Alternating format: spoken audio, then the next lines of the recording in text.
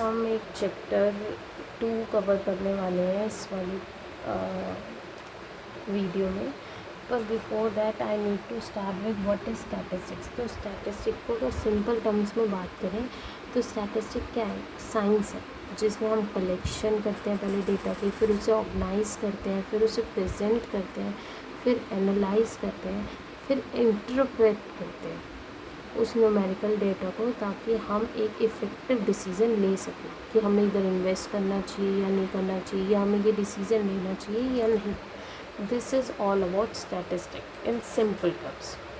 अब जब भी हम स्टैटिस्टिक की डिफ़ाइन की बात करते हैं तो स्टैटिस्टिक्स को दो वे में डिफ़ाइन किया गया है, या सिंगुलर सेंस में या प्लूरल सेंस में।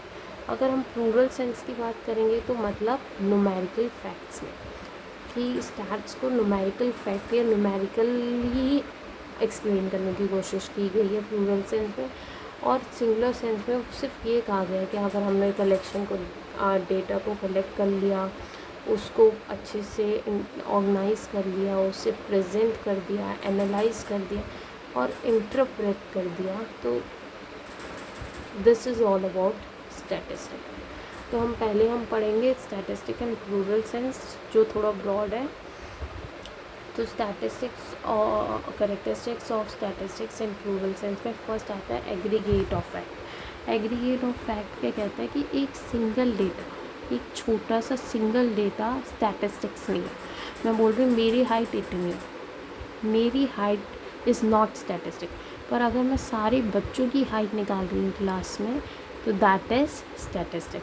आई hope first point is clear. दूसरा बोल रहे हैं affected by multiple of causes. ज़रूरी नहीं है कि there is only one cause जो किसी चीज़ के पीछे हो। सपोज़ मेरी क्रॉप ख़राब हो गई, पर क्रॉप का ख़राब होने का रीज़न मैं ये नहीं बोल सकती रेनफॉल ही है, क्योंकि एक्सेस रेनफॉल हुआ। देयर में भी अ चांस कि फर्टिलाइज़र्स ख़राब यूज़ किए मैंने, पेस्टिसाइड्स ख़राब यूज़ किए, या फिर जो फार्मर है, as a farmer I was not able to perform well. ठीक है, तो मल्टीपल कॉजेज़ हो सकते हैं किसी स्टैटिस्टिक में, किसी भी एक रीज़न के लिए भी मल्टीपल कॉजेज़ हो सकते हैं। तीसरा है स्टैटिस्टिक न्यूमेरिकली प्रेजेंट हो सकता हो, मतलब कि हम उसे न्यूमेरिकली प्रेजेंट कर सकते हो। जैसे हाइट हम लोग प्रेजेंट कर सकते हैं सबकी हाइट्स, वेट्स हम सबकी वेट्स को प्रेजेंट कर सकते हैं न्यूमेरिकली, तो येस दैट्स इट स्टैटिस्टिक। तीसरा पॉइंट बोलते हैं should be collected with reasonable standard of accuracy. मतलब एक्यूरेटली आपको कलेक्ट करना है, कोशिश करना है, अपनी तरफ से बेस्ट करना है कि आप जो भी डेटा कलेक्ट कर रहे हो वो बहुत एक्यूरेटली कर रहे हो। फिर आता है प्री डिटरमाइंड पर्पस, मतलब कोई पर्पस तो होना चाहिए ना डेटा को कलेक्ट करने का। अगर मैं पूरी क्लास के मार्क्स का डेटा कलेक्ट कर रही हूँ तो मेरा पर्पस पीछे क्या है उसके, कि मैं जानना चाहती हूँ am I a good teacher, am I a bad teacher, और am I a average teacher. मतलब मेरा ऑब्जेक्टिव है टू नो कि which type of teacher am I. ठीक है, तो किस टाइप की टीचर मैं हूँ वो जानने के लिए मैं सबके मार्क्स को कलेक्ट कर रही हूँ। अगर सबके मार्क्स बहुत अच्छे आ रहे हैं तो I am a very good teacher. If बहुत एवरेज से नंबर्स ला रहे हैं तो I am a average teacher. और अगर मैं बहुत बिलो द एवरेज ला रहे हैं तो मतलब कि I am not able to convey या explain them what they want me to do. ठीक है, उसके बाद आता है स्टैटिस्टिक जो है वो सिस्टमेटिक वे में कलेक्ट होना चाहिए। ये नहीं कि किसी का डेटा 1996 का ले लिया, किसी का 2002 का ले लिया, तो what is a use. At least अगर हम डेटा कलेक्ट कर रहे हैं तो वो सेम ईयर के तो हों, ताकि हम उन्हें ईजिली कंपेयर या फिर प्रेजेंट कर सकें। और लास्ट है statistics should be place in relation to each other, एक दूसरे की रिलेशनशिप में होना चाहिए। अब इसका क्या मतलब है, याद रखना हेट्रोजीनियस डेटा को हम कंपेयर नहीं कर सकते। अगर मैं आपकी हाइट और अपने वेट को कंपेयर कर रही हूँ देयर इज़ नो सेंस। मैं अपनी हाइट और आपकी हाइट को ज़रूर कंपेयर कर सकती हूँ, पर आपकी हाइट और मेरे वेट में कुछ भी होमोजीनियस है ही नहीं। तो हम सिर्फ होमोजीनियस डेटा को कंपेयर कर सकते हैं, हेट्रोजीनियस डेटा को कंपेयर नहीं कर सकते। क्लियर। फिर आता है स्टैटिस्टिक इन सिंगुलर सेंस। स्टैटिस्टिक इन सिंगुलर सेंस क्या बोलता है, बहुत सिंपल सा, कि यार अगर तुमने डेटा अच्छे से कलेक्ट कर लिया, तुमने डेटा को अच्छे से ऑर्गेनाइज कर लिया, तुमने डेटा को अच्छे से प्रेजेंट कर दिया table, pie chart, whatever form में, और उसको एनालाइज भी कर लिया, हाँ भाई यार ये वाली चीज़ ज़्यादा लग रही है, वो वाली चीज़ कम लग रही है, और इसको तुमने एज अ कंक्लूजन या इंटरप्रेट करके बता भी दिया, तो that is all for statistic. ये सिंगुलर सेंस में स्टैटिस्टिक को कहा जाता है। अब अगर हम फंक्शंस ऑफ स्टैटिस्टिक की बात करें तो what are the functions of statistic?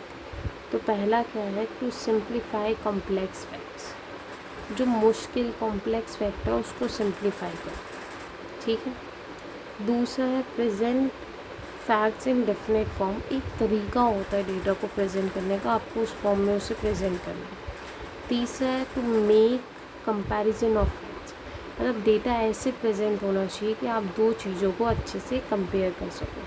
To facilitate planning and policy, देखो अगर आपका डेटा अच्छे से प्रेजेंट है, हमें उस डेटा को देखकर इंफॉर्मेशन मिल रही है, हम समझ पा रहे हैं, तो इससे क्या होगा मेरे बच्चे, इससे हम आगे प्लानिंग करने में हमें थोड़ा सा ईजी हो। स्टैट्स का एक और फंक्शन भी है कि फोरकास्टिंग, मतलब कि आगे का फ्यूचर में डिसीज़न लेने में हमें हेल्प कर सकता है।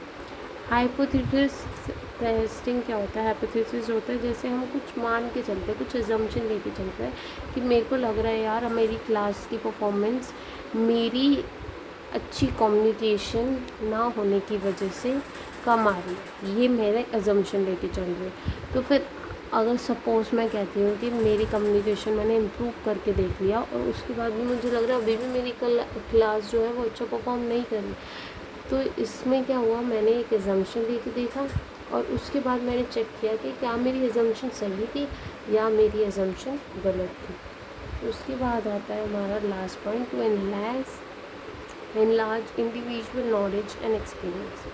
इसका एक लास्ट पर्पज़ या मेन पर्पज़ ये भी होता है कि हम अपने एक्सपीरियंस और नॉलेज को और आगे तक बढ़ा पाएँ।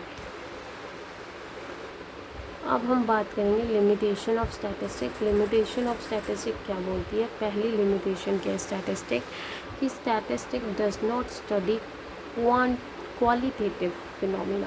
ये आपको भी पता है, वो कितनी ब्यूटीफुल है या ये कितनी ब्यूटीफुल है ये हम नहीं मेज़र कर सकते स्टैटिस्टिक्स से। हम स्टैटिस्टिक्स से सिर्फ वही चीज़ें मेज़र कर सकते हैं जो न्यूमेरिकली वे में प्रेजेंट की जा सकती हैं।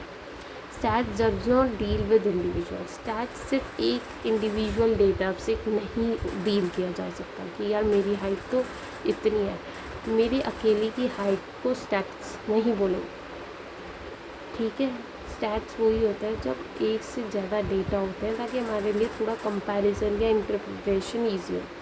स्टैट्स को बहुत बार ऐसा होता है कि मिसयूज़ कर लिया जाता है। हम ग्राफ है पर ग्राफ को उस तरीके से प्रेजेंट नहीं किया जाता जैसे उसे प्रेजेंट करना चाहिए।